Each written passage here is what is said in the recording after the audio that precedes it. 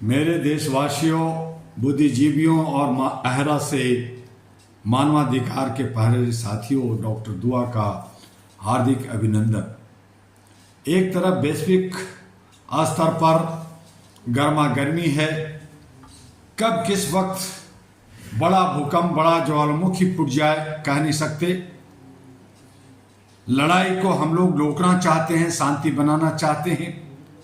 दूसरी तरफ भारत के 5 राज्यों का चुनाव में गर्मा गर्मी है और इधर संसद में, पार्लियामेंट के अंदर ऐसे मौके पर बहस छिड़ा हुआ है 3 दिन के लिए, और उसमें ये आवाज उठ रही है कि परिसीमन और आरक्षण, जो महिलाओं की आरक्षण है, वो मिलनी चाहिए।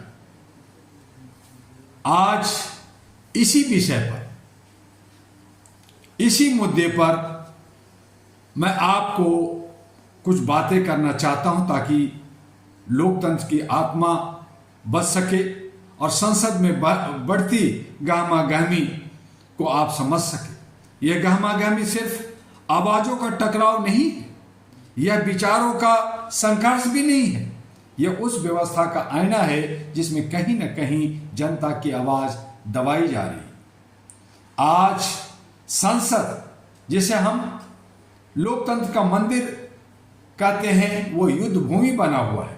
हमारी संसद को लोकतंत्र का मंदिर कहा जाता है, लेकिन आज यह सवाल उठ रहा है, क्या यह मंदिर है या एक राजनीतिक युद्ध भूमि बन चुकी है, जहां कभी नीति बनती थी, जहां आज वहां नारे गूंज रहे हैं, जहां कभी संवाद होता था, आज वहां टकराव हो रहा है।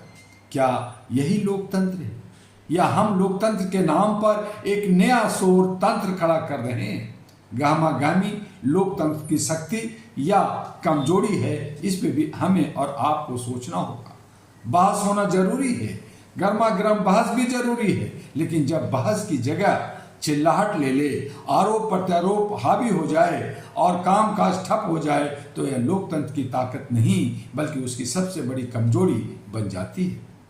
मैं आपका डॉक्टर दुआ का साफ कहना है, जहां संवाद खत्म होता है वहां लोकतंत्र भी कमजोर होने लगता है। परिसीमन, न्याय या न्याय संघर्ष। अब बात करते हैं उस मुद्दे की जिसमें संसद की इस आग को और भड़काया गया है, परिसीमन, डिलिमिटेशन। यह सिर्फ सीटों का बंटवारा नहीं है, यह तय करता है कि किसकी आवाज कितनी सुनी जाएगी, किस क्षेत्र को कितना प्रतिनिधित्व मिलेगा। लेकिन आज यह सवाल उठ रहा है, क्या परिसीमन निष्पक्ष होगा? क्या यह जनसंख्या के आधार पर संतुलन बनाएगा, या यह सत्ता के समीकरण का नया खेल बन जाएगा? अगर परिसीमन में पारदर्शिता नहीं होगी तो यह लोकतंत्र को मजबूत नहीं बल्कि कमजोर कर देगा। इसी तरह से आरक्षण, महिलाओं की आरक्षण 33% बहुत पहले पास किया गया, लेकिन लागू नहीं हुआ। महिला आज 50% से ऊपर है। उसके अधिकार या राजनीति का हथियार बना करके लोग खेल रहे। अब आते हैं और इन्हीं विषय पर, इन्हीं आरक्षण पर हम बात करना चाहते हैं। आरक्षण का उद्देश्य क्या था? सामाजिक न्याय, समान अवसर, कमजोर वर्गों को सशक्त बनाना। लेकिन आज संसद में जिस तरह इस मुद्दे पर गहमागहमी हो रही है, वह कई सवाल खड़े कर रहे हैं। क्या आरक्षण सही लोगों तक पहुंच रहा है? क्या यह समाज को जोड़ा जा रहा है या बांटा जा रहा है? क्या यह न्याय का साधन है या राजनीति का हथियार बन गया? मैं आपसे कहता हूं, आरक्षण का मकसद बराबरी है, लेकिन अगर यह वोट की राजनीति बन जाए तो यह समाज को तोड़ सकता है। आज संसद में जो हो रहा है वह सिर्फ बहस नहीं, यह एक रणनीति टकराव है। सत्ता अपनी ताकत दिखा रही है, विपक्ष अपनी मौजूदगी जता रहा है, लेकिन इस लड़ाई में जनता हार रही है, विकास रुक रहा है, विश्वास टूट रहा है। दुनिया देख रही है। भारत दुनिया का सबसे बड़ा लोकतंत्र है, लेकिन जब हमारी संसद में लगातार गर्मागर्मी होती है तो दुनिया यह देखती है क्या भारत अपनी लोकतांत्रिक मर्यादा बनाए रख पा रहा है। हम केवल अपने लिए नहीं बल्कि पूरी दुनिया के लिए एक उदाहरण है। अगर संसद में यही हाल रहा तो सबसे बड़ा नुकसान क्या होगा? जनता का भरोसा टूट जाएगा। और याद रखिए, जब जनता का भरोसा टूटता है तो लोकतंत्र की नींव हिल जाती है। अब इसकी समाधान क्या है? मैं डॉक्टर दुआ और all India human rights association era global की ओर से स्पष्ट कहना चाहता हूं, परिसीमन पूरी तरह पारदर्शी हो, आरक्षण की ईमानदारी समीक्षा हो, संसद में अनुशासन अनिवार्य हो और संवाद को प्राथमिकता दी जाए, टकराव को नहीं।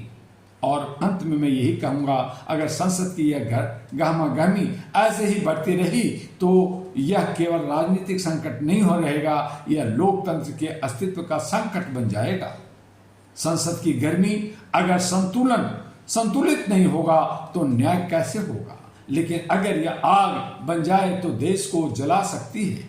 उठो, जागो, सवाल करो, अपने अधिकारों के लिए आवाज उठाओ, क्योंकि लोकतंत्र केवल नेताओं से नहीं चलता, आपसे चलता है, आपकी जागरूकता से चलता है, आपकी हिम्मत से चलता है। और इसी तरह से आपसे मैं कहना चाहूँगा, जय हिंद, जय मानवता और जय लोकतंत्र।